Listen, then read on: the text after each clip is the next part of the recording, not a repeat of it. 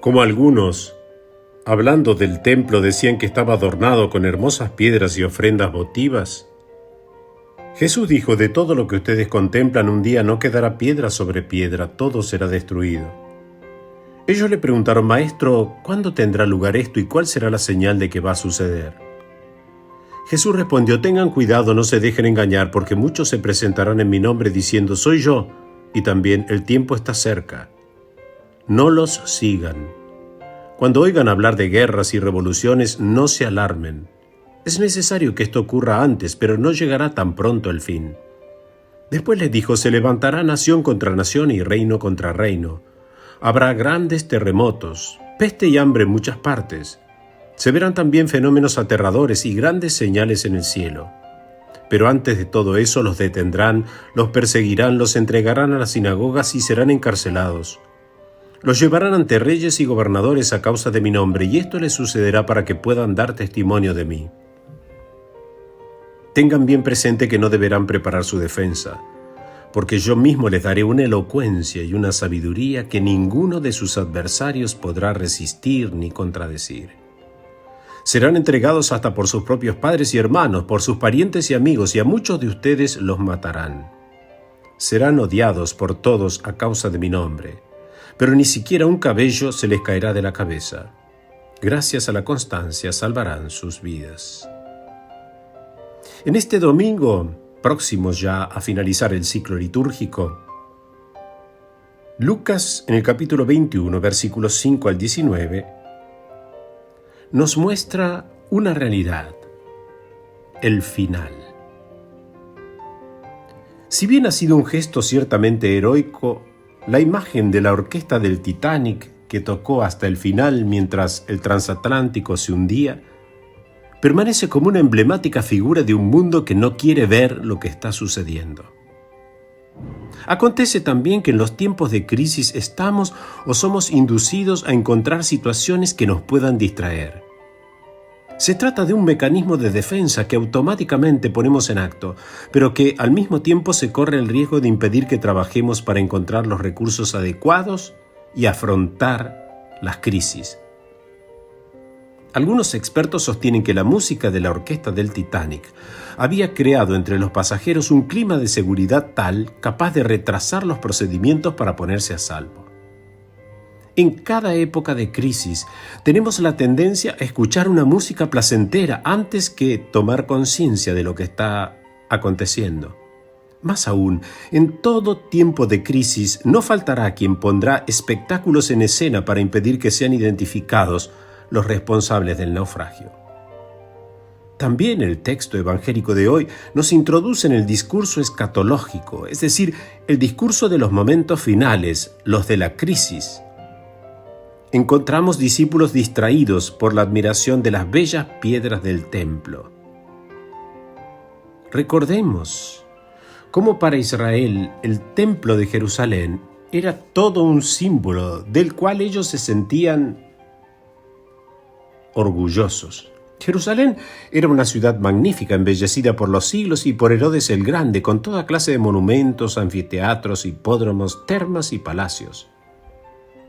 Pero su obra cumbre había sido sin duda el templo, que para granjearse el reconocimiento de los judíos había comenzado a construir sobre el viejo de Zorobabel en el año 19 a.C. Los trabajos de detalle se prolongaron hasta el año 64 de nuestra era, aunque en la época de Jesús ya era un monumento notable que deslumbraba a los viajeros de la antigüedad, como lo reflejan en sus escritos Estrabón y Tácito. Herodes había mandado a sus arquitectos hacer una inmensa explanada o patio rodeado de pórticos compuestos de 4 filas de columnas con capiteles corintios, recubiertos de mármoles blancos, negros y amarillos, de 4 cuadras de largo por 2,5 de ancho, todo edificado sobre soportes o cimientos que sostenían el piso horizontal sobre la falda en pendiente de la colina. Los restos de uno de esos soportes es lo que hoy se conoce como el Muro de los Lamentos, que en realidad no pertenecía a los muros del templo. Adentro de ese espacio embaldosado con costosas lajas de piedra se levantaban los distintos atrios, todos comunicados por inmensas puertas enchapadas en oro y plata que finalmente conducían al templo, de 2 cuadras de longitud por 1 de anchura. Este sí, de mármol blanquísimo, totalmente cubierta su fachada con planchas de oro, así como estaba enchapado en oro el interior del Santo de los Santos, el lugar más sagrado del Templo de Jerusalén. Los techos también relucían de un brillante dorado. Cuentan los cronistas que al acercarse los peregrinos a Jerusalén, desde las alturas por las que llegaban veían el templo en medio de la blanca ciudad, de tal modo relumbrando al sol, que muchos se encandilaban. Si había algo que parecía mentira que pudiera un día desaparecer, era esta monumental construcción sin parangón con ninguna construcción de nuestros días. Por otra parte, era el símbolo mismo, como decíamos antes, del orgullo de Israel, la señal de la todopoderosa presencia de Dios en medio de su pueblo. Pensar que el templo de Yahvé pudiera desaparecer siendo la casa misma de Dios era una verdadera blasfemia. Esto es lo que pensaban los judíos. Un discurso del tiempo final, de la crisis, es el que hace Jesús. Y encontramos a discípulos distraídos por la admiración de ese templo. La invitación es a observar con discernimiento los signos de los tiempos y abrir claramente los ojos. Ahora, otro aspecto sobre la crisis. El tiempo de crisis es un tiempo apocalíptico, es decir, como lo expresa la misma palabra, es revelador. En las crisis somos descubiertos al desnudo, cada uno aparece como lo que es.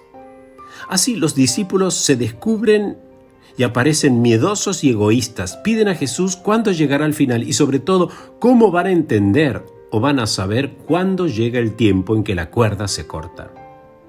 En el tiempo de crisis, muchos, como los discípulos, pensarán ante todo en ellos mismos. En las situaciones difíciles las personas olvidan el bien común, y esto es lo peligroso, y comienzan a calcular el cómo salvaguardar los propios intereses.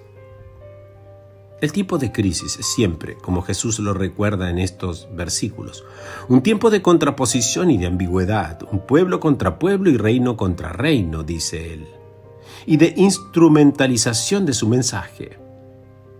Esto es, la aparición de las fake news. Tengan cuidado, afirma Jesús, no se dejen engañar, porque muchos se presentarán en mi nombre diciendo soy yo, y también el tiempo está cerca, no los sigan. El mensaje de Jesús será instrumentalizado, manipulado. Es que en tiempos de crisis queremos respuestas fáciles e inmediatas, y algunos aprovechan de esta debilidad. De ahí que sea necesario estar vigilantes y verificar con atención si lo que se presenta es evangélico o no. Otro aspecto de los tiempos de crisis. En ellos es difícil mantener el equilibrio. Por eso Jesús invita a ejercitar la virtud de la, en griego, hipomone. Una expresión que quiere decir perseverancia, pero también paciencia. Literalmente significa permanecer debajo. Pero permanecer, es decir, sostener, sobrellevar. Estas dos actitudes, perseverancia y paciencia, son fundamentales cuando vivimos momentos fatigosos y oscuros. Es lo contrario de los discípulos que quieren huir y liberarse de cualquier peso. Un ganador solo es un perdedor que lo intentó una vez más. La diferencia entre ganar y perder a menudo consiste en no abandonar. Lo deberíamos recordar en los tiempos oscuros, de prueba. Y por último, descubrir que la crisis es ahora. Cuando Lucas escribe este texto, la comunidad a la que él se dirige está viviendo un tiempo de crisis. Las palabras de Jesús son leídas a la luz del momento presente. La comunidad de Lucas es probablemente la de la destrucción del templo. Las persecuciones a las cuales se refiere el Evangelio son las persecuciones que la comunidad ha sufrido, quizá aquellas en las que han sido asesinados Esteban, el primer mártir de la iglesia, Y el apóstol Santiago. Quizá también nosotros leemos este evangelio para iluminar nuestro presente. Quizá también entre nosotros haya quienes continúan contemplando las bellas piedras para no tomar conciencia de los signos de la crisis y de la nave que se hunde. Este evangelio puede ser una invitación a despertarnos y a organizarnos para encontrar estrategias que puedan afrontar la crisis sin perder nunca la íntima convicción de que el Señor está con nosotros y que no abandona la nave hasta que nos ha puesto a salvo. Recordemos que toda crisis tiene tres cosas: una solución, una fecha de caducidad y una enseñanza para nuestra vida. Decía Albert Einstein que en los momentos de crisis solo la imaginación es más importante que el conocimiento.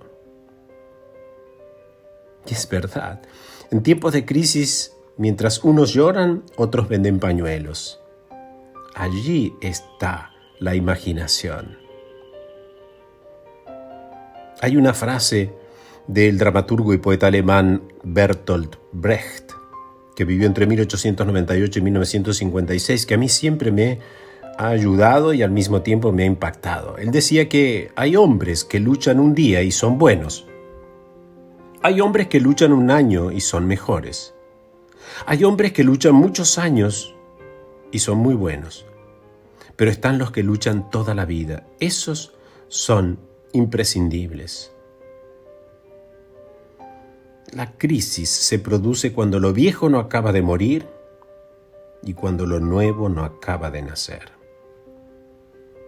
La crisis te obliga a hacer más con menos. Algunos de los mejores proyectos surgen de las mayores dificultades. Y recordá que hoy es el mañana por el que te preocupabas ayer. Preguntémonos, ¿cómo vivo las crisis? ¿Y cómo reacciono frente a ellas? Sin olvidar la perseverancia y la paciencia, pero al mismo tiempo la esperanza. Porque, como dice Jesús al final del Evangelio, ni siquiera un cabello se les caerá de la cabeza. Esto se reafirma con Mateo 10:30, cuando dice: los cabellos de vuestra cabeza serán contados, no tengan miedo, vendrán días en que de aquello que ven no quedarán piedra sobre piedra. No hay nada que sea eterno, pero el hombre sí es eterno. Se apagarán las estrellas antes de que vos te apagues. Serán destruidas las piedras, pero vos estarás seguro en la palma de la mano de Dios. No quedará piedra sobre piedra de nuestras magníficas construcciones, pero el hombre quedará, fragmento sobre fragmento, ya que ni siquiera un cabello de él se perderá, porque Dios, como un enamorado, tiene cuidado con cada detalle para su amado, para el hombre que es su obra maestra. Dios los bendiga. Hasta mañana si Él así lo quiere.